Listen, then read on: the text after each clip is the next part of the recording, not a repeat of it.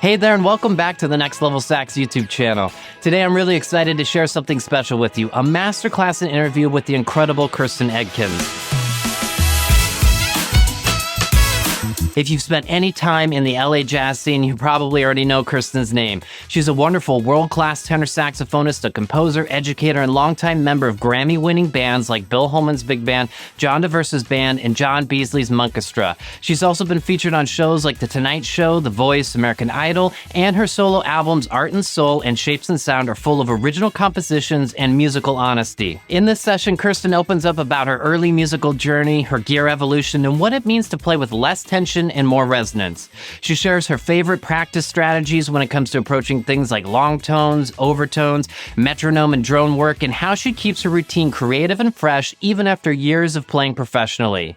We talk about how to personalize jazz vocabulary, brain-based learning, improvisation as real-time composition, and some of her favorite activities outside of music. This is one of those conversations that sticks with you, especially if you're looking for ways to grow both technically and artistically. And best of all, Kirsten has provided some free PDF handouts to go along with this masterclass. You can grab those using the link in the description below. If this kind of deep dive into tone, practice, and artistry speaks to you, you'll definitely want to check out my new course, the Jazz Saxophone Blueprint, Mastering Tone, Articulation, and Time Feel. It's a step-by-step system designed to help you unlock your best sound and develop the time feel and expression that makes jazz playing come alive.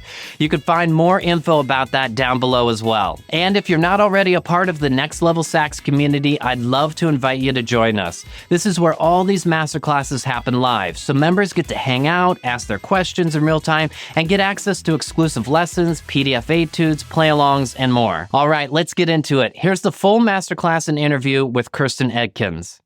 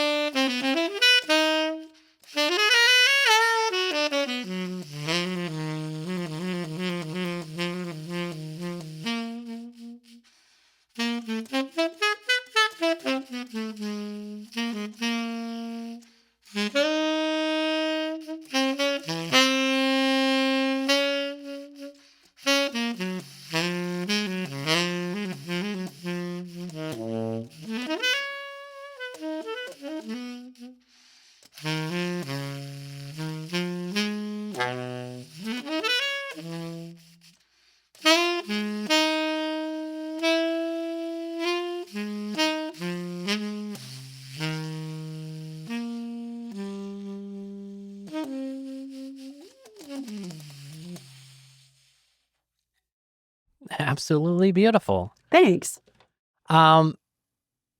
Kirsten, you and I first met each other. Now, we had lunch a couple of weeks ago, and I told you a story that I think you were unaware of. That is correct. That we both met at auditions for Eastman. And there were two of us there. Only one of us made it in, and it was not me. And you just sounded incredible. You blew me away. Absolutely incredible. I still remember it. I was just awestruck by your abilities and just such a warm personality, so much life. And then, of course, I went on to reapply and eventually got in. And then we overlapped a little bit in our studies, but we didn't get a chance to really play a whole lot together at that time. And then you've been out here in LA. This is kind of where you've grew up. Yep. And then you've been here ever since. Mm-hmm. Well, let's get right into the gear. Tell me what you're playing on. I am playing a super balanced tenor that I have pretty much owned my whole career. I got this tenor when I was in college. I was playing alto primarily, and I started playing in just this kind of, well, hopefully no one that played in this band would see this, but a silly band that would play in bars. We would play, I was 18 and I was playing in 21 and over venues. So I needed a tenor, and I bought this from my then mentor, Bob Shepard. So, he always had access to some of the greatest horns. So this was a great horn. It took me a while to kind of get used to tenor, but I have owned this tenor my whole life. It has a name, Harry, because it, if you work and you live with a saxophone for so long, it needs to become personal, right? Mm-hmm. So this tenor I've had for a very long time. I ended up replacing the original neck with a neck by this guy, Kim Bach, who's out of the Bronx in New York. And I've had people work on it, so it's not the same as when I first got it. But it really helped my horn play a lot better. Just the feel of the horn and the resonance gave me something to push against, and it's much better with intonation. And then I'm currently playing a Retro Revival. It's the Bob Shepard model. I've probably had about 5 or 6 of them. And this particular one I've had for a couple years. It's an 8-star. And I'm trying to remember if anyone's done some work. It could be that someone's done a little bit of work with that. I'm a D'Addario artist, so I play their reeds, and I typically camp out maybe on a 3 soft. But here in the summer, it's so dry, and I'm having to use like 2 hards right now. And this ligature is just a lifesaver. I discovered it at Roberto's, and they helped custom one for my mouthpiece. But it really opened up the tone, made my tone nice and even, and there's no like surprises when I'm playing up and down the horn. So I love it. And tell us about the neck strap. Oh yeah, and then I don't know if it's Marmaduke. What is it? It's from the Boston Sax Company. I think it's a Korean brand. It's really hard to read this. Are you familiar with it? Okay. I'm asking, yeah. Yeah. They're great. Nothing is perfect, because it would be great if our horn was weightless, but it's the best for me. I keep on looking, I keep my options open, but it's great. It's so important that the weight is evenly distributed on your body when you're playing, because you want it to feel as effortless as possible and get the weight off of our mouth, right? A lot of the time when I'm working with students, I'll look over and notice that sometimes, like, a big thing that I'm into is making sure that our thumbs, but especially this thumb, is holding some of the weight, and we don't want it to get in the way where our hand hurts. But if we're not like really supporting our horn here, it puts more weight on here, and then your sound suffers. So anyways, that's one of the biggest things when I pick up my horn, just me make sure that this is balanced. It's off of me. It's uncomfortable because it's several pounds, but I always try to make sure the horn's like coming to me, and that I can just be as effortless as possible. And then what's the serial number on that one? Yeah, this is 47,000. Okay. It's a beautiful horn. Has your setup evolved over time? I know you've had this horn, but what about the rest? Have you gone through a lot of iterations? When I was in college, I would play, I had an auto link that somebody had worked on, and I played a really hard reed on the original neck that didn't have much resistance. So I was into that. I had a hard reed for a really long time, like a, 4-4 or something like that. The thing that I'm realizing is I want to play without much effort. Now, an 8th star does take some effort. It also allows for color. But I think my biggest goal these days is, again, to like reduce tension. So I would say that probably if I picked up my horn from, say, 10 years ago, I bet I would be surprised by how much effort it would take to play. Yeah, I remember first lesson, Walt Weiskopf at Eastman, I was playing on a Peter Ponzel 7-star with a 4 reed.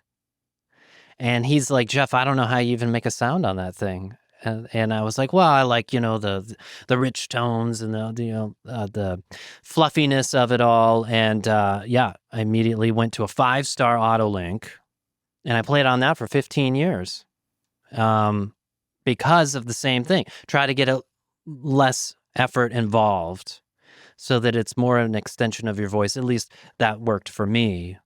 Absolutely. I actually went to a point where I played on the softest reeds I could find for a year straight. I played on 2 softs because I wanted to try and see if I could force myself to control the pitch here rather than here up in the mouth. And that's what I had gotten used to.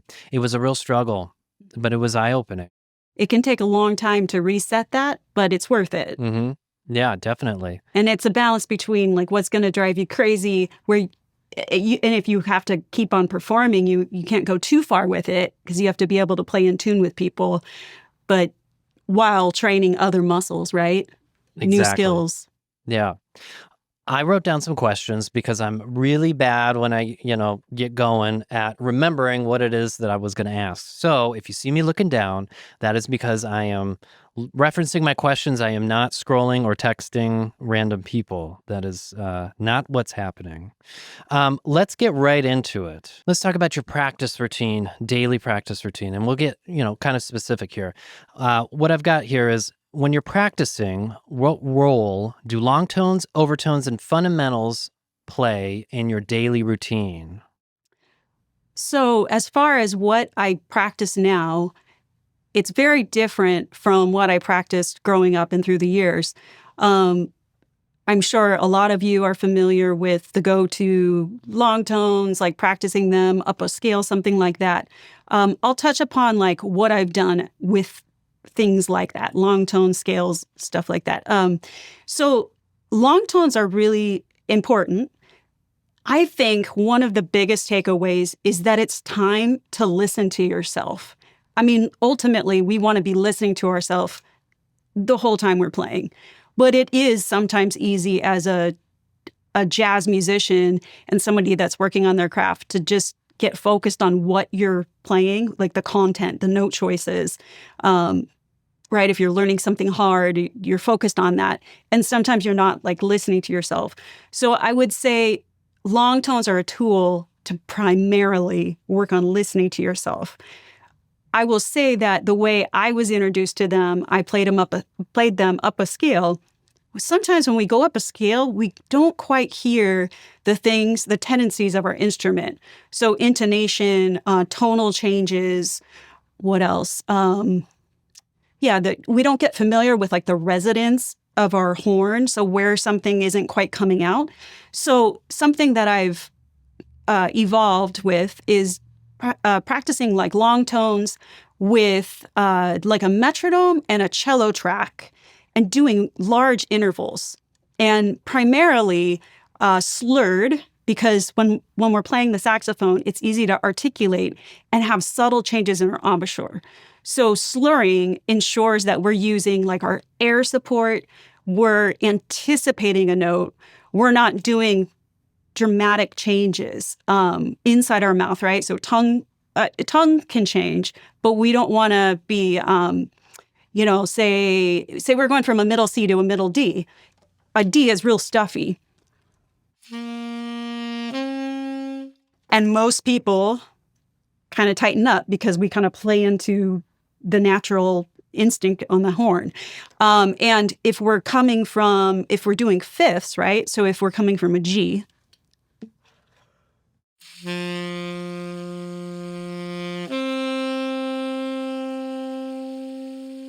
that G is giving me a reference. So I'm now listening, I'm carrying over that same tone, unless I'm going for something different and I really want to make that D sound different, then, you can kind of have fun with that and do maybe something, make it pop out more, or maybe you will try a tonal change. But for the most part, long tones are a great tool to really hone in on consistency. So, and I remember for a long time, actually, when I switched from alto to tenor in college, I had a lot of a problem with intonation, partly because, super balances are awesome, but there's a reason sometimes that a Mark 6 is more popular. With the original neck, it was really kind of wild, and I didn't know that. So I was really fighting the horn and getting used to playing tenor. So I can't remember if I was a student at that point where I came up with this exercise or if it was actually post-college, but doing slurred fifths and octaves really helps you to realize in the moment what's happening with intonation. And having something to compare it to, not just a metronome, not just yourself, but like a in-tune cello drone automatically gives you something to like latch onto and feel the tension when it's not quite right. And also, in addition to like how I approach those long tones, the thing that's easy as a saxophone player or a musician is to like kind of play past the track that you're playing with, but to really play into it. Again, when we're practicing, we're practicing how we want to be playing or how we want to be performing. And, you assume that you're hopefully playing with somebody. So as you're doing long tones, listen to what you're playing with so that you're meshing with that. And it will help you tremendously. It will flow into your life performing where you can hear somebody where they're placing a note and you'll kind of know where your sound fits in. So yeah, that's what I've done with long tones. And sometimes what I'll have students do too is like put dynamics on them, right? Maybe, you can get creative. Like if I'm doing, go back to the G scale, right? So if maybe I'm going to try giving like a really soft tongue to that first note. By the way, it's really hot in Los Angeles and my reed is warping. So let's see if it comes out.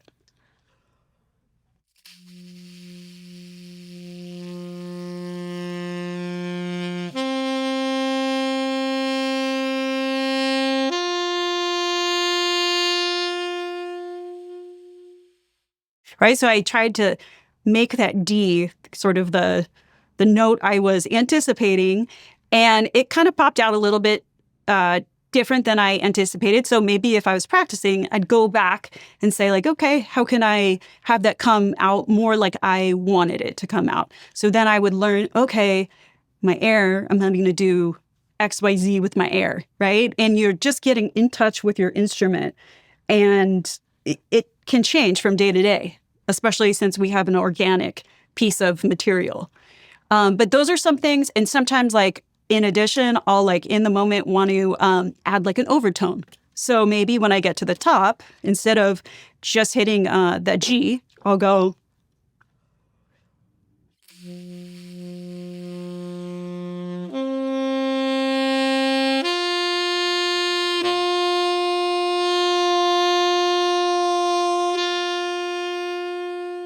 And just rechecking, okay, so for right now, I'm realizing, check back in with myself, do I have tension anywhere?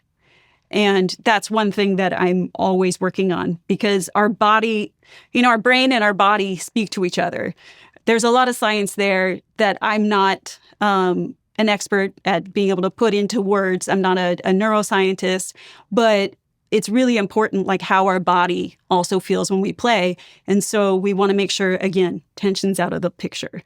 So I'm combining all these like different things, not necessarily every second that I'm playing, but I'm checking back in with some of these concepts while I'm doing long tones.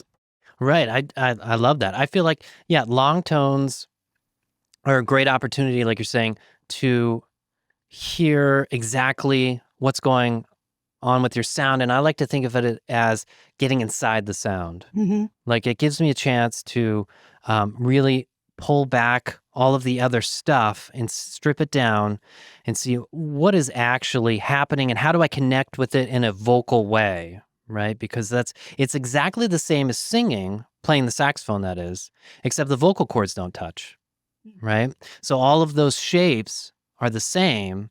And so it's really a matter of giving yourself the opportunity to make that connection. And when we get so caught up in the notes, we kind of might lose sight of that, at least in the beginning, Right. right? I think after years of playing, you keep, if you're honest. That's true. Every day. Okay, speaking about practice routines.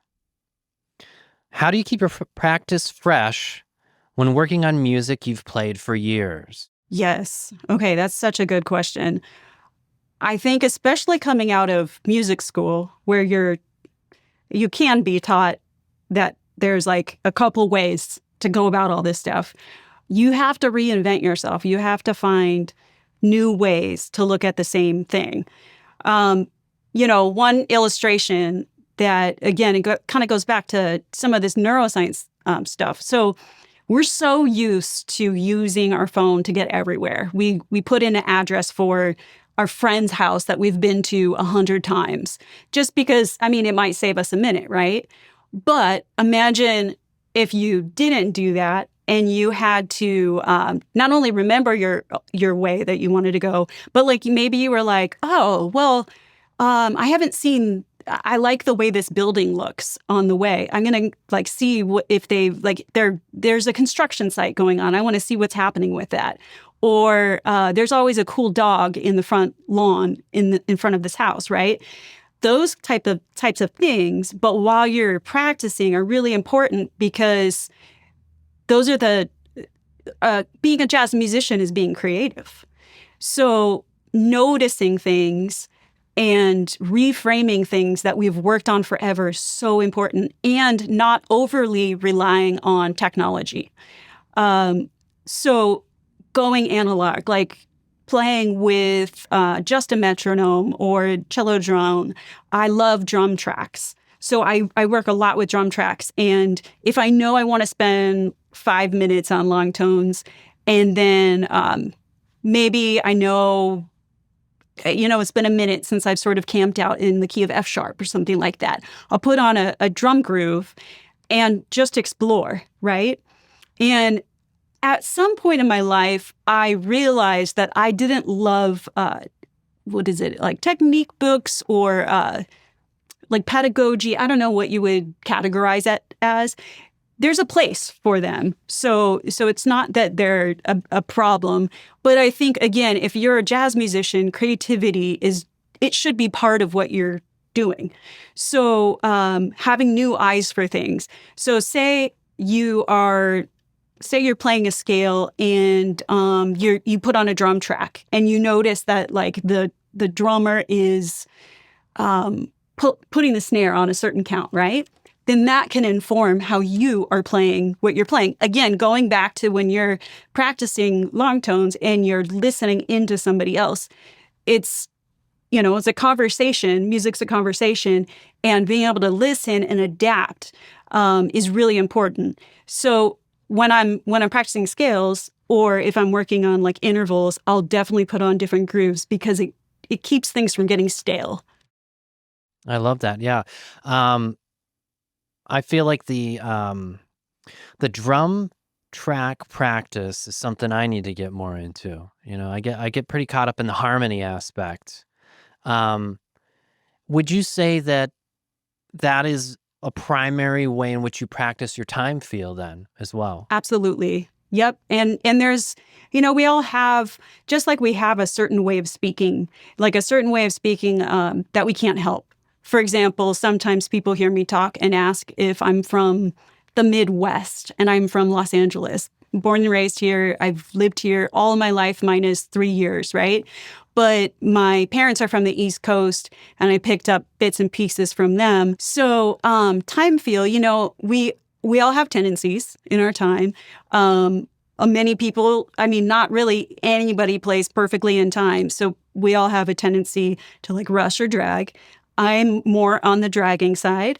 But when I practice with drum beats, it gets me to be flexible. So I'm listening to whatever drum groove I'm playing with. I'm trying to adapt and be inspired by that groove.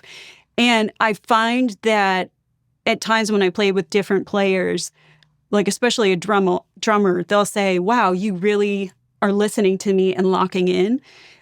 So there's there's something really important, I think, about just playing with drums. Do you ever get together with just drummers? I had in the past, yeah. Mm-hmm. Yeah, I've done it. I should do it more. There's one down the street. There's a drummer down the street from me, but she just had a baby, so it won't happen for a while. Yeah. When you have only 20 or 30 minutes to practice, what do you practice or focus on? So it depends on what I have going on at that particular time.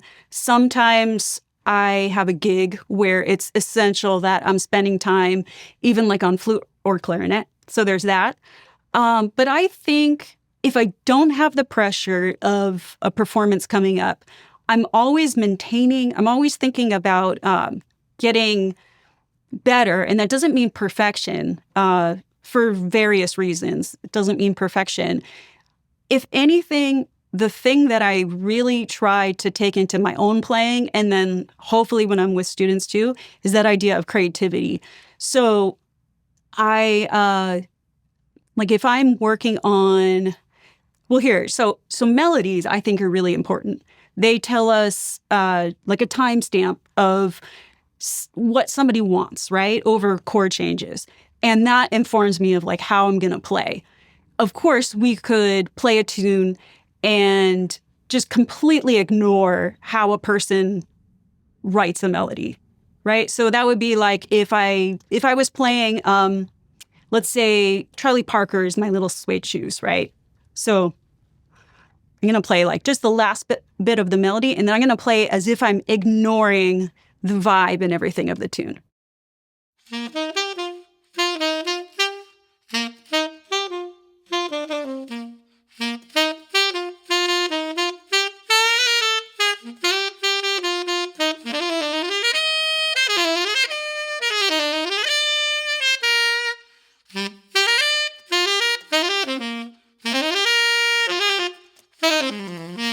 Right? You could tell like I'm forcing it because I have to fake it, right?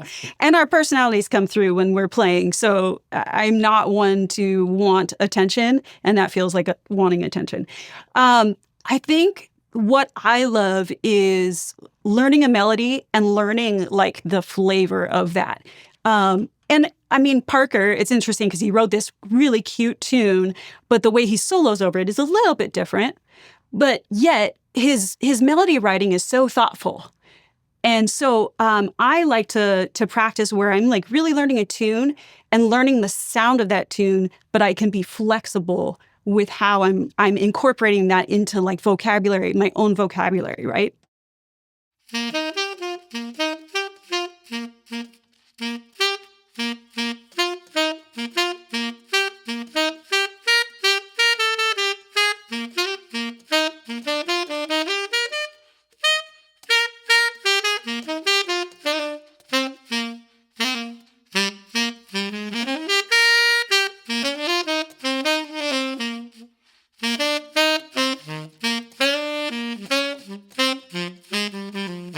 Right, that's the middle of the bridge. But where I'm starting from a place of like, okay, it happens on this street, it happens at this time, it happens with these people, right? That's my like starting off point. And if I want to get weird after that, I can. But out of all respect to the tune, right, I'm like coming with this knowledge of where everything's happening. Right, really playing the song. Mm-hmm. That's a huge valuable lesson that can easily, get lost in the translation. The other thing that made me think about what you were just saying was I was having a conversation a while back with a really great trombonist who was telling me a interaction that he had with a teacher. I think it was, maybe even Ron Carter. It was a really well-established jazz musician that was telling another student during combo. He said, "Don't tell me about your journey from Manhattan to Brooklyn. Tell me about that journey from 125th Street to 114th Street, right? And what you encountered along that short amount of time. Give me the details, and don't just introduce a whole bunch of different events or characters without developing them." Mm-hmm. And I was like, that's such a great way to think of it. Exactly what you're saying. Yeah. Yeah, I love that. So for people in the audience that are old enough to know the Pee Wee Herman, the Pee Wee's Playhouse, right? I grew up with that when I was a kid.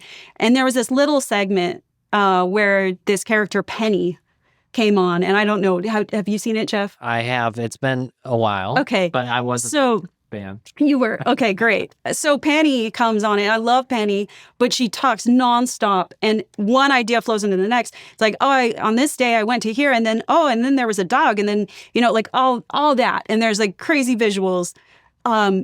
You laugh at it, right? You're not necessarily going along with every word she's saying. So anyways, it reminds me of sort of like how Penny goes about a story versus like taking that time, being mature about leaving out things, because what we leave out says just as much as what we play. And that also reminds me, before we hopped on here, we talked a little bit about Rich Perry. And I had not ever heard of Rich Perry until that first week at Eastman. It was the orientation week, all the freshmen get there early. And they took us to a jazz club, and he was in town, and he played with Clay Jenkins. And I was like, I'd never heard anything like that before. It blew me away, the storytelling quality, and I feel like that is really in line, with the same attributes and concepts that you're talking about here. Right. Yeah. I never studied with Rich, but I was very influenced by him. Same, because I heard him live a few times, primarily with Clay Jenkins and then the Vanguard Orchestra and some other people. And I mean, if you hear one note of him, you're captivated. And, it's interesting because I remember at that time, I don't know how old Rich would have been, but somebody asked, "What are you practicing?" And he said, 2-5-1s. And it really blew my mind. But I will say that it's so important to just practice simple things. And the more I learn about how our brains work, our brains, like the cells are communicating with one another. And if we focus on like something really complex, we don't really understand, we don't personalize it where it's going to stay in us. And I mean, I have more to, in thinking about this, something that I have tried to do with my students is talk about how to make vocabulary their own. And so as an example, can I show you something? Of course. Okay, perfect. So I took out a recording of Sonny Stitt playing on Indiana, and he's playing all this fast stuff. And of course, it would be tempting to transcribe something that's real flashy. But instead, what I have found to be helpful is to find little nuggets that you like, right? That's really important, that you like it. Not just that someone told you it's good. Sometimes it's good to play something that someone told you is good because you respect that person, you want to play like them. There's nothing wrong with that. But finding something that's simple and where it happened too, that's very important, instead of just playing something hard and having no idea where to use that. So I found this little thing that he played, and I think it was in a different key, but I'm going to play it in the same key as My Little Suede Shoes. So just that little thing. So this is just something I've taught myself, but I think of something like that. What's the simplified version of that? So what I hear is, some people might be sort of moved by the And it's easy to be moved by that because it's more flashy, right? Sometimes that stuff like sticks with us. But for me, I found that like thinking about that is more of the thing that I would actually use. So then this is something that I've done for myself whenever I'm practicing, and like I'll think about just vamping on whatever that was. So this was over, I think, like a 5 chord. So I'm not necessarily going to put on a track, but I might put on a drum track, and I'm just going to barely change that little shape. And I wrote out some variations. So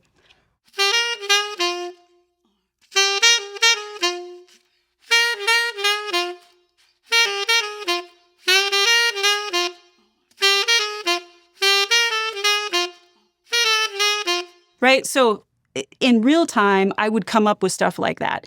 And one thing I think is really important, and I try to, when I'm teaching, I try not to interject my own opinion sometimes. So when someone's like digesting vocabulary, I'll try to encourage them like, okay, what could you hear being next?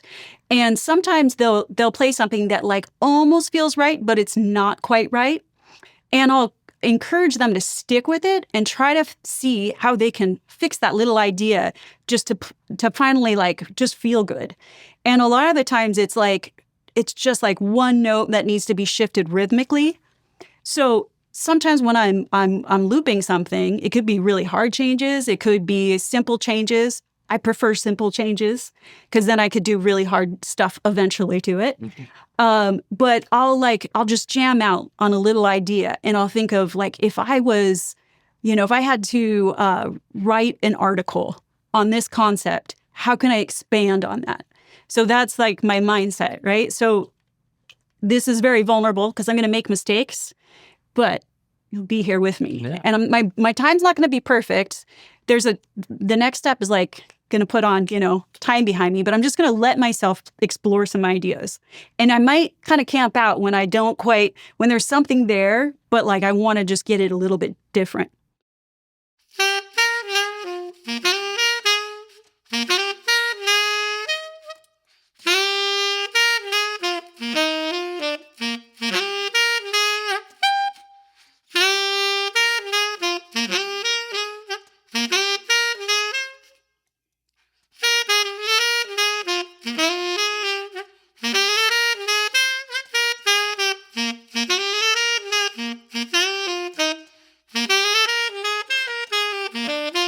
And like sometimes I'll put on like a different groove. I don't know if it would really work with certain grooves. Like sometimes you can put on like a funk groove. Mm-hmm. Not sure if this one would really, but that's where you're experimenting. How can I use something that I know in this one setting? How can I morph it, right? And your answer might be like, yep, it doesn't work. But it's you're getting your wheels spinning and you're trying to be creative. Yeah, exactly. In that process, you're learning through that discovery. One thing I noticed is there was no question what the time was the entire time you played. I mean, you communicated the time so clearly, and I could see you physically embodying the time. I feel like we can play anything in terms of note choices as long as it's in time, right? We can get away with anything basically. But as soon as you get out of time, it's not convincing anymore, right? And it could be the most hip notes or substitutions, but if it's not in time, it just falls short. And that's a bit of kind of what you demonstrated when you said, this is me playing out of the character of the tune before, right? It started to get out of time too. And it really translated. Hey there, sorry to jump in real quick while you're watching, but if you've been digging this video so far, I've got something I think you'll really want to check out. Let me ask you this. You've studied the theory, you've learned the licks, you've played the heads, and even transcribed the solos, but your own playing still isn't locking in like the greats. Why not? Most players think they need more vocabulary or fancier substitutions to sound better, but in reality, the missing piece, the thing that actually makes someone sound like a jazz player, isn't more notes. It's tone, articulation, and time feel. And that's exactly what this course is built around. Welcome to the Jazz Saxophone Blueprint, mastering tone, articulation, and time feel. This is my complete step-by-step course to help you build your sound, style, and swing feel your playing has been missing. This isn't just a random collection of lessons. It's the result of decades of study, performance, and teaching, all distilled into a structured system that has helped saxophonists finally sound the way they know they're capable of. Inside, you'll get access to over 25 in-depth video lessons. No fluff, just the exact methods I use with students and pros. Full demonstration videos so you can hear and see exactly how each concept works. Downloadable PDFs for every exercise, phrase, and concept. No guesswork. A complete course workbook that includes all exercises in one place, plus a key insights section for every lesson so you can absorb the most important takeaways and track your progress clearly. You'll learn how to develop a resonant, focused tone through overtone and tuning exercises, and how to build a swing and time feel through articulation, breath accents, pivot patterns, and blues phrasing. This course is designed to meet you where you are, and it's totally self-paced. You can move freely between lessons and sections at any time, but I've also organized everything in a clear progression to help you get the most out of the material. Plus, you'll be able to download a full book of 200 jazz phrases over the most important chord progression in jazz, the 2-5-1. This is a lifetime study of vocabulary with bebop phrasing, altered dominant ideas, and even a built-in practice tracker to help you stay on course. You'll also get bonus lessons like my 5-step improvisation method, a major chord and scale workout, blues phrasing and how to keep things rhythmically interesting, a full melodic breakdown of blue bossa, bebop enclosures, approach notes, and sidestepping sequences. Whether you're an adult learner getting back into playing the horn, a serious high school player preparing for auditions, or a professional looking to refine your core sound, this course gives you the foundation to play musically, confidently, and authentically. So if you're tired of guessing, if you're tired of sounding almost there, click the link and join me inside the Jazz Saxophone Blueprint. Let's make your playing feel as good as it sounds in your head. I'll see you inside the course. I've got a question here that I wanted to ask that's kind of a follow-up. How do you think about balancing vocabulary you've practiced with spontaneous ideas on the bandstand? So the kind of same vein of thought there. Well, I think that this way of practicing where you're kind of improvising with the concept, if you're able to incorporate that in your practice, then on the bandstand, it just kind of flows into that. Mm-hmm. So that's the point. That's where I'm at now. But as a less experienced player, I probably was learning vocabulary and really trying to plug it in. I guess I would also say that another thing with vocabulary is thinking a little bit outside the box. Like say you're, and this is something that maybe I would do when I was younger, but trying to see like, where could I use this that's not on where I'm finding it, right? So it could be like this little shape where it happens, where Sonny Stitt plays it. It's like a 5-chord wanting to go to the next 8-bar phrase and resolve to 1, right? So this shape, though, could fit in, on the 2-chord before that, right? There's other little places that it could work. So I guess like remembering that even if you are working on vocabulary, how can you use it in a different way than it was presented to you? And it's like learning a language. So of course, it's not going to be perfect. You're maybe going to make some mistakes. You might not sound like your hero initially, but it's just trying things and then hearing like, trying to be objective, like, did that work or like, did I lose something by using it there? Right. Yeah, I think transforming it into your own thing like you just did, what you just demonstrated as fast as possible. As soon as you learn that thing, if you can take that approach of, I'm going to change this into something else that's similar, that draws upon those things, but then it becomes yours quickly. Right. And it's less of a piece of vocabulary that you're going to rattle off and more of a sound or a concept or a shape or something that you can transform. Right. Yep, exactly. And one thing I did, this is, again, going back to my concept of sometimes reading out of a book is really useful, but sometimes coming up with your own exercises is really cool. And again, taking like a shape and understanding like kind of the sound and trying to, again, like if you're thinking of like a plot, where does this happen? Who's involved, right? Like that whole thing.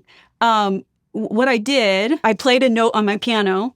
So I played the tonic, so in this case, Sonny Stitt plays this over a 5 chord. I played the 1 chord or the tonic, right? And then I took this shape, and it's not a perfect transposition because I think sometimes we think of, okay, I'm learning this shape. Now I'm going to learn it in 12 keys. That's really good. And keep doing that. That's really important. But what I did is I tried to make a scale pattern. So I made this little pattern. And again, it doesn't perfectly translate off of each scale degree. So if I take out the little and just do,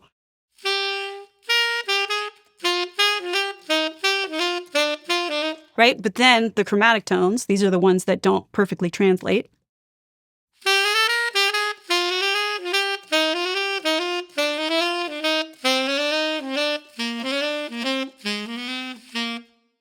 So the interesting thing, again, it's weird to hear somebody talk about these things because this is the way my mind is interpreting these things. The way that somebody else might interpret it might be a little different, right? And it's that process of allowing yourself to like, even, we talked for a second about the idea of composing as a saxophonist, right? So in my eyes, like thinking about playing as if you're writing in the moment is like the goal. To play with intention. I mean, again, going back to now, like Penny from Pee Wee Herman, she's someone that just rambles, and you kind of roll your eyes back because it's ridiculous.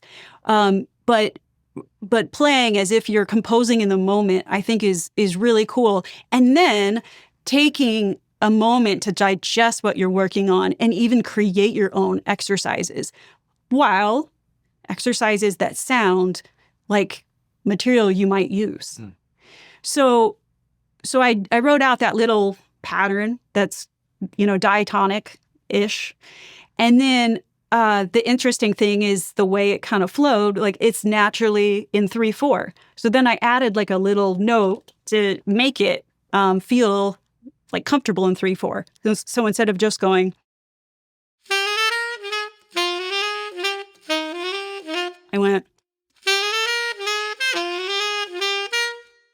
right? And then that's kind of a cool thing. I may never go back to it, but it was something that I was able to kind of think about, be creative about, and have fun with. I love that. I know you've been exploring some of the more brain-related neural connector practice methods and how that's all kind of coming together, or how it can come together. And you've done some more extensive studies than many of us in terms of seeking out that information. You want to? Sure, yeah. So I somehow came across this really interesting person. He's really well known, but Jim Quick, and he had like a brain injury when he was growing up. So he had to, as a young adult, had to relearn like how to learn. And he did all the things that people say to do, study, read, and like he made himself sick because of like how studious he was. And anyways, like he's got a great podcast. That was probably one of the things that got my mind rolling. And I do have a passion for teaching. I love troubleshooting things.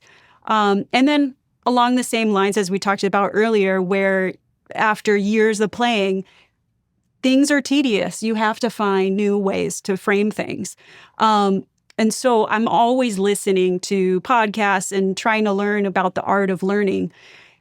And I came across this really interesting person named Molly Gabriel, and she's a violist. She has her doctoral degree in playing viola, and she's taught at universities for years. And right now she's at NEC. She is teaching students how to practice. And so they can come to her and show her their goals and how they're currently going about things. So I came across her interviewed on a podcast, and I actually reached out, had a few lessons, and there's so much more for me to learn, even from Molly. One of the things that she was saying for me, because I was asking her about memorizing things, and she was saying that our brains work best, most efficiently, when they can categorize things and like really break things down. So along the lines of what we're talking about, and it doesn't really matter how somebody else approaches that thing. It really matters like personal influence. Like if you make an association with like a song and a location or a phrase, like a piece of vocabulary and an emotion or whatever it might be, right? But it's really interesting that those things are so important when it comes down to like the way our brains work. Because you can hammer all day long the typical things that people teach you, like, okay, play your scale at 250, eighth notes at 250, and or like shed giant steps or whatever it might be. And like someone can drive themselves crazy and be practicing that for 8 hours. And these simple things are actually, from a science perspective and the way that our brain works, they're more efficient to utilize than just hammering yourself and, hoping after hours of practicing that you're able to do something. Mm. And have you found any of those techniques to really be super helpful? I think that, yes. We all have weaknesses. So I would say that if I had to like memorize a classical piece, it's harder for me, right? I didn't grow up doing something like that. So something like a page off of a sheet of music where I had to just really know something, it's harder for me to retain something like that. So it's, again, going back to like our neurons in our head, all speaking to each other and having patterns, having certain routes that they're really used to taking, right? So the challenge I find is when there's a weakness, that because we all have weaknesses, I don't care who it is, right? John Coltrane had weaknesses. I don't know he couldn't play like whoever else, right? He couldn't play like Ben Webster. Maybe he could have when he was younger, because he was, who knows, right, what he sounded like. But we all have weaknesses. And I think that having other ways that are outside of the box to work on things is really important so that it's not super frustrating. So I try to utilize these things. I try to like kind of implement them. I'm still learning. Yeah. That reminded me of a question that I wanted to ask that was, do you do anything outside of music that you find really helps to influence your music? Oh, gosh, yeah. It's funny because when I was younger, for better and for worse, it was just like I ate jazz, right? Ate it for breakfast, for lunch, for dinner. But the longer I live, I realize how much other things impact what we bring to music and being refreshed, having inspiration that we experience in other areas of our life, just like joy and peace and all that stuff is so important. Relationships. One thing that I do that I love, but I don't always do consistently, is I paint. Oh, wow. So the thing I love about painting is I love textures. I love colors. What else? I love when you're doing acrylics, you get to build on whatever you're painting. So like the first strokes you put down on the canvas, you don't have to like love them. You don't need to be married to them, right? So you can keep on changing them and it like evolves over time. And so what I start with, especially not being a trained artist, what I start with is very different than what I end up with. And what I love, and I try to bring into playing, what I love about art is I grew up doing it. My mom encouraged art of all types, crafts and just making things. So what I love is just that it's an expression, right? It's something that I can like make with my hands. It's something like I can see. So I don't always hang up what I make, but it is a really cool thing that like you can reflect on what you did. And then again, the thing that I love the most is that it brings out a childish creativity. And I think the goal of playing music is hanging on to that childish creativity. So like the thing that pulls you in from when you first heard music. Mm-hmm. Yeah, not being afraid to take risks. Because when we're really young, we, for lack of knowledge, maybe of knowing what the situation is, we take risks unknowingly, and we find out things that we never would have if we had not taken those risks. I love that. From your perspective, what are the most important skills young musicians need to succeed in today's jazz world beyond playing well? It's interesting because I feel like I can think back very easily to when I was a student and I looked to mentors and older people as the people that had all the knowledge. I'm very aware of what I don't know. And I think that every generation has to figure out new things. Part of that is how things are always changing. So what works for me won't work for them, right? So I think if anything, just a curiosity for, being creative is how you put together ideas. So even if I said I had the thing that's going to help kids starting college and then the thing that would help them for launching into their career, it's probably going to change in like 2 years. And if they were taking my word as the jazz Bible, right, of like business or whatever, I can guarantee it's not going to be the right thing. It would limit their thinking outside of the box that everybody needs. So they might see like an avenue for or where they fit in the world. And if someone's brave, they will be able to pursue that. I love that. Speaking of, kind of career, aspirations or actually your career in specifically in particular, you've played with a number of amazing groups. You've recorded your own albums and been a band leader. You've been on TV shows, what was it, The Voice, and several other of those types of productions. How do you get involved in so many different aspects of the music industry instead of just that sole focus on being a band leader, for example? How do you plant yourself in all of those different situations? Yeah, I think that half of it is being flexible, being willing to take a risk, probably like somewhat paying your dues, right? So getting along with people, respecting them, not expecting to be the next person that's lined up for a job. Because not only is that going to set you up to probably not be liked, but it will be really disappointing as well, right? When that doesn't happen.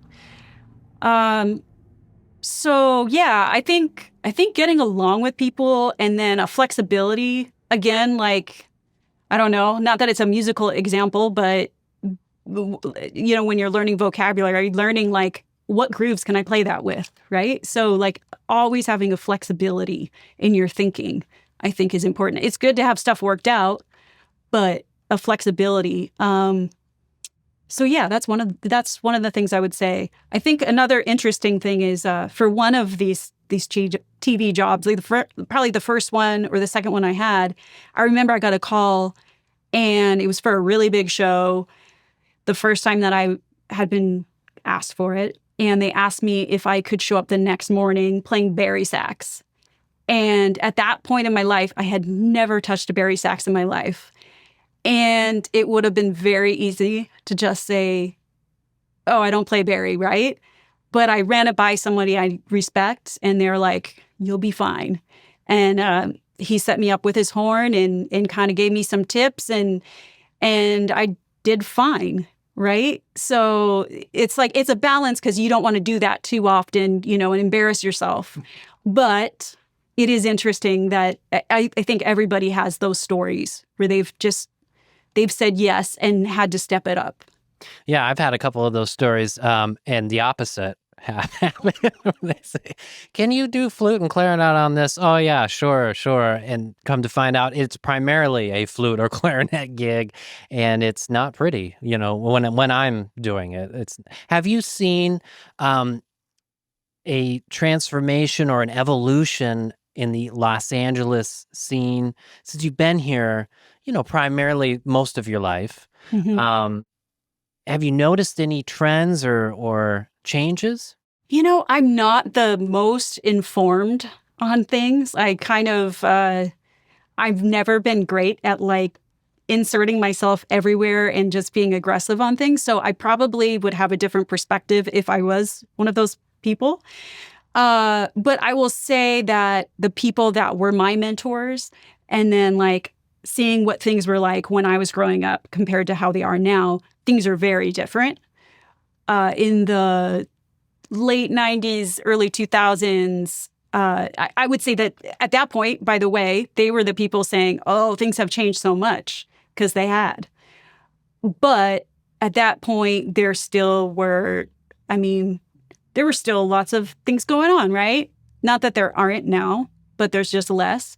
So I personally, as I've gone from graduating, kind of launching into my career, graduating from school and then starting, I guess I haven't really, like, you kind of are pushed into different circles and you grow with over time. You get some momentum and things just happen. So I wouldn't say that I've necessarily seen a lot of changes for myself personally, but I could see the potential of like how things will really change in the near future.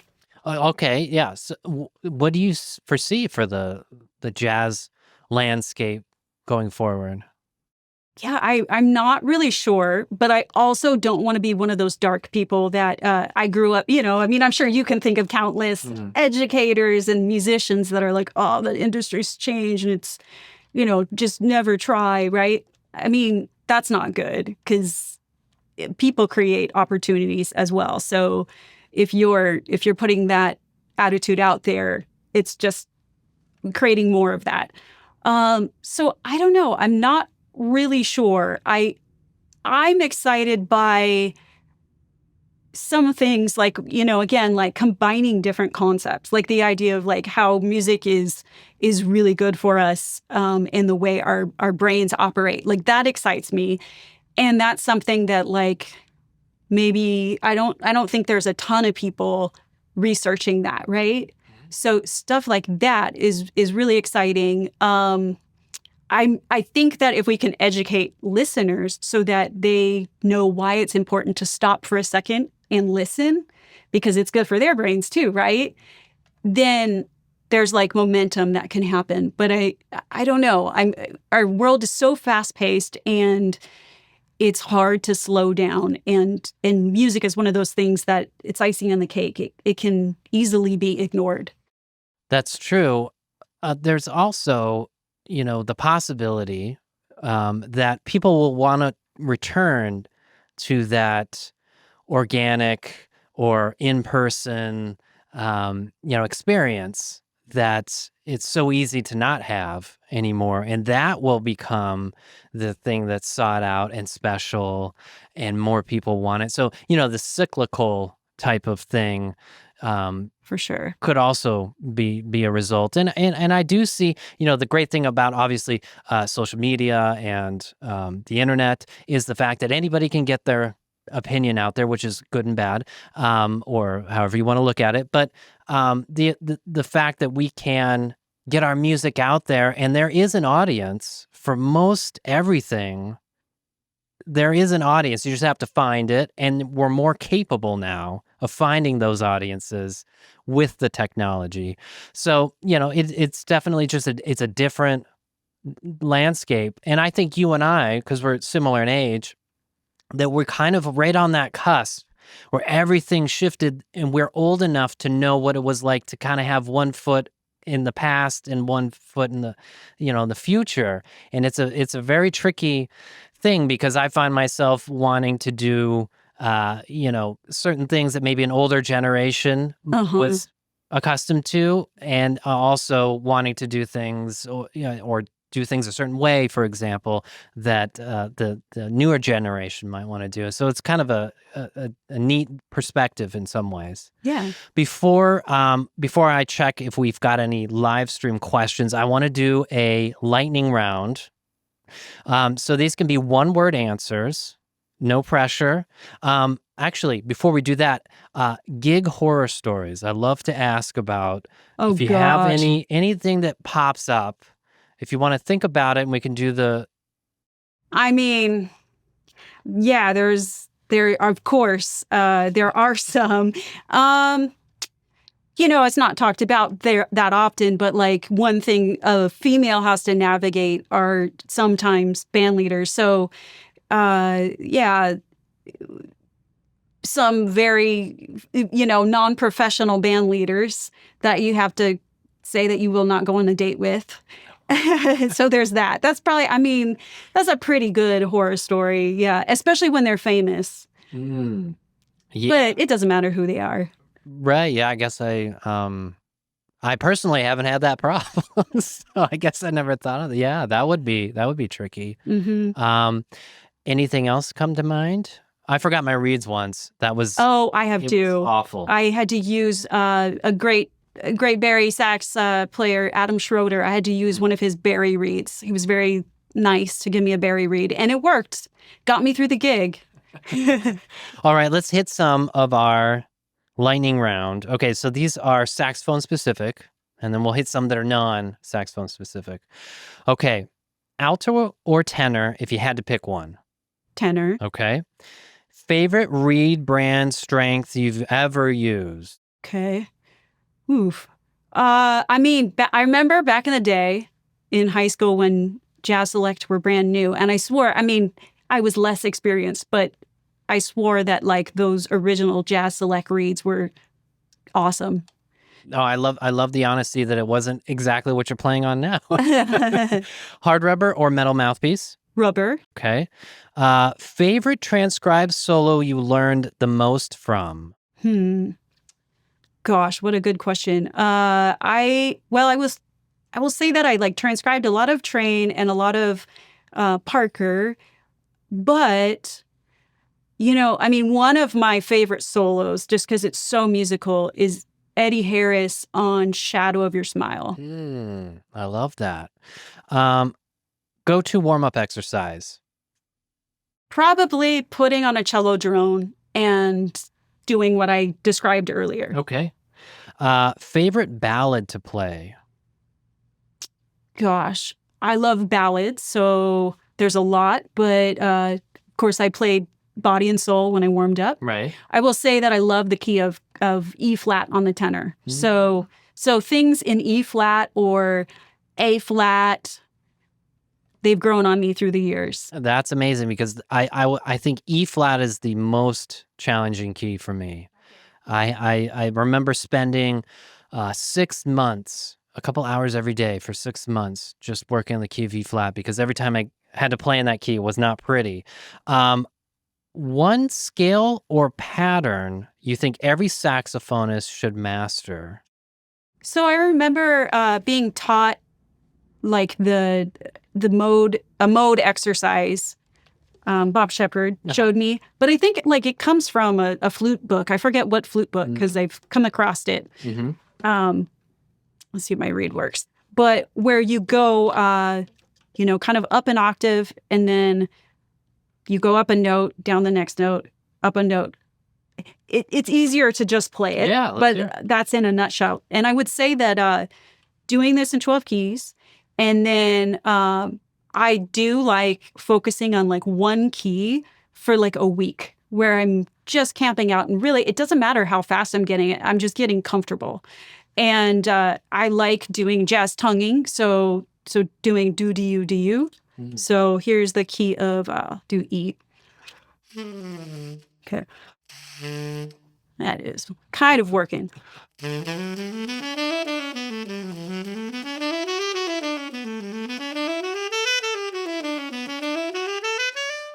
The goal is just to get your fingers and your tongue together. So yeah, that's a good one. I love it. Most challenging tune you've ever performed? Oh gosh. That's a tough one because different options there. I will say that I've never been super comfortable in odd meters, so probably something in an odd meter. I sometimes play with John Daversa, and he has a couple tunes that are like, tenor solos and just really tricky. And not only are they like in an odd meter, but like the subdivisions are not placed in the, take 5 position. So just trying to navigate that has been hard. So odd meters. And then, as a younger person, I love John Coltrane, but I would say certain train changes I don't love playing over. Feels like an exercise to me. Definitely. I feel your pain on the Daversa thing. I got called in to do the Idlewild Arts big band because I was teach there, and it was the faculty big band, and he's kind of the headliner and main performer during the summer festival. And so we were performing a whole bunch of his music. I had a sight read.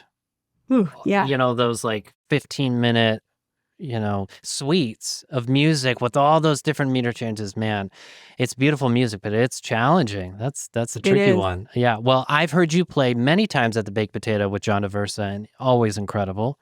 And such a voice. You have such a clear, distinct voice that it's really palpable when you stand up to solo. I can see and I feel it especially, but I can see also visually the whole band just zeroes in on what's coming out of that horn because it's just beautiful. Oh, thanks. Yeah, I love it. Okay. Altissimo, love it or leave it? I love it. Yeah, I do. I probably practice it more than I play it, but I know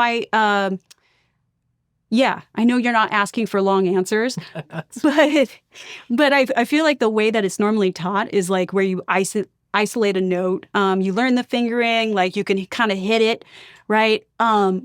Again, like integrating them into lines, and especially intervallically, helped me so much. Mm-hmm. Okay, now a couple of just non-music related. Coffee or tea? Love coffee. Can't drink it, so tea. Okay. Early bird or night owl? Neither. What is that, like a 10 a.m.? Yeah. And I don't want to come across people in the morning. Favorite city you've ever traveled to? I love Vancouver. Oh, okay. And especially Vancouver Island. Cats or dogs? Cats. Okay. Best TV show or movie you've watched recently? Oh, gosh. So a good family show is this really clever sitcom called The Middle. Okay. I love it's really fun. So that's one that I've gone back to and watched a couple times. Okay. Dream vacation spot? If I didn't need to deal with the time travel, not time travel, the long flight, and time change. I mean, definitely someplace probably in Europe or Japan. But again, I'm a fan of Canada. Yeah. So probably Canada. Okay. It's beautiful. There's great food. There's enough city. Yeah. Hidden talent outside of music. We talked a little bit about painting. Mm-hmm. I'm really good with animals. Oh. Yep. Wow. My cat was on a show called My Cat from Hell. Really? Mm-hmm. Not necessarily great at like figuring out every cat, but cat psychology is one of my things.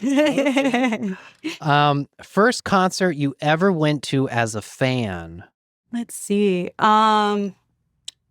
Good question. I mean, from a pop perspective, I didn't grow up with a ton of music in my house, but I heard like Amy Grant, an 80s singer. I love that. For jazz, one of the most impactful ones I went to was Kenny Garrett with his band at Jazz Bakery, and it was that really like that one album with Like songbook? yes, thank you. Yeah. I just found the album and he signed it, and I had everyone sign it except for who was the piano player that passed away. Oh, Kenny Kirkland? Yeah. That's amazing though. Favorite comfort food after a gig? Oh gosh. I try not to eat afterwards, but something I don't feel guilty about is like maybe some really good strawberries. Okay. Okay, last one here. If you could instantly master any skill, non-music, what would it be? I really like just knowing how people operate. So I wouldn't want to be a mind reader. It probably, I mean, we could be troubled by our own thoughts, right? We don't want to be troubled by everybody else's. But I do like understanding like how people operate. So maybe something in relationship to that. I do like reading like psychology and books along those lines. You could be a mentalist, Exactly. right? Have you Oh, looked yeah. into that? Oh man, you got to check that out. It's wild. I have done several gigs with the Magic Castle. Oh, see, I have not yet. It's a great place. Oh, I have to check it out. Well, let me check and see if there's any questions here on the live stream. Hello, Kirsten. I am currently working on playing songs by ear.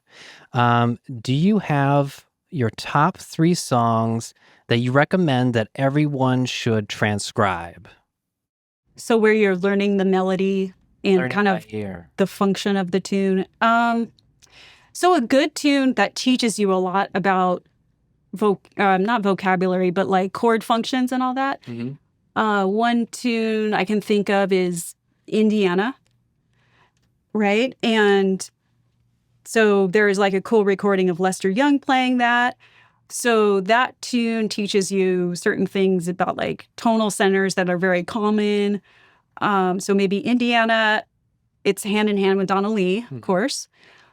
I mean, learning a blues, like you can work on a blues your whole life. So probably learning a blues and knowing it really well. And there's countless heads that are just great. So there's an easy one like Bessie's Blues, John Coltrane. Things Ain't What They Used to Be. Those are 2 really great tunes that teach you a lot about like good things to play over a blues.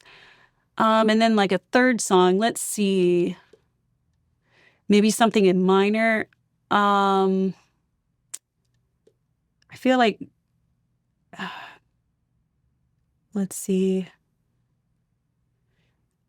I mean, there's a lot of great minor tunes. I know a big one for me was Mr. PC. Okay, sure. Not just the melody, but Coltrane's solo. Okay, so they were asking about solos too. Melodies and solo, you get the most out of, yeah. Yeah, totally. That'd be really good.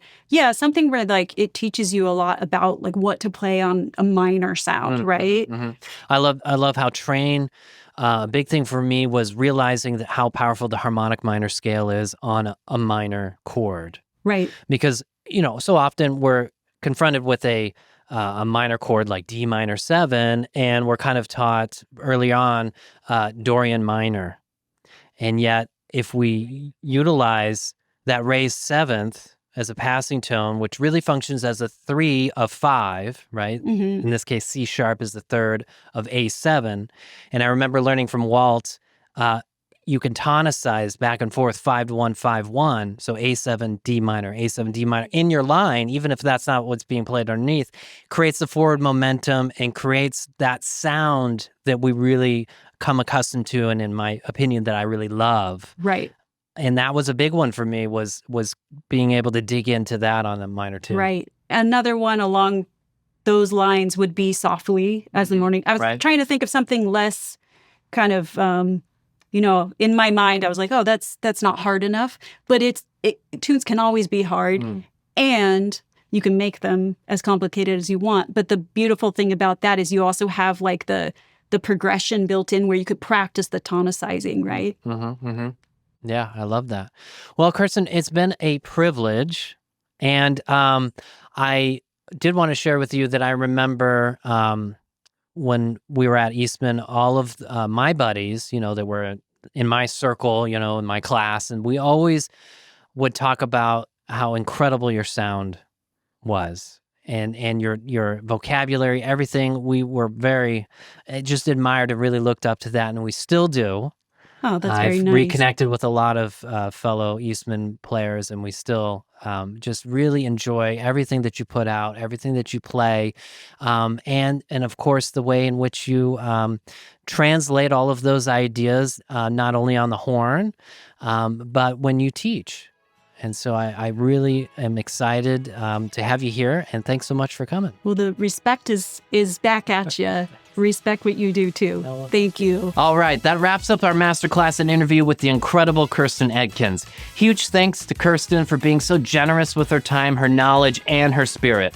Whether it was her take on long tones and overtones, her creative approach to practice, or how she connects music to neuroscience and the arts, there's so much to take away and to apply into your own playing. If you haven't already, make sure to grab the free PDF handouts she's provided. Those are linked right below the video. Great material to dig into after this session.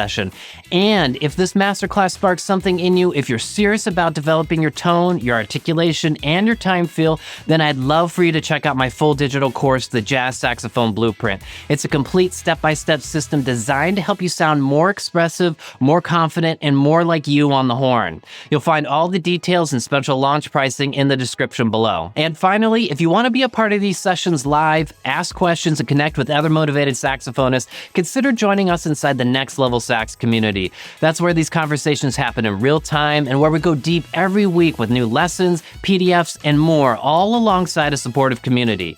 Thanks so much for watching. Leave a comment below letting me know what stood out to you, and I'll see you in the next video. Stay inspired and keep taking your playing to the next level. Happy practicing.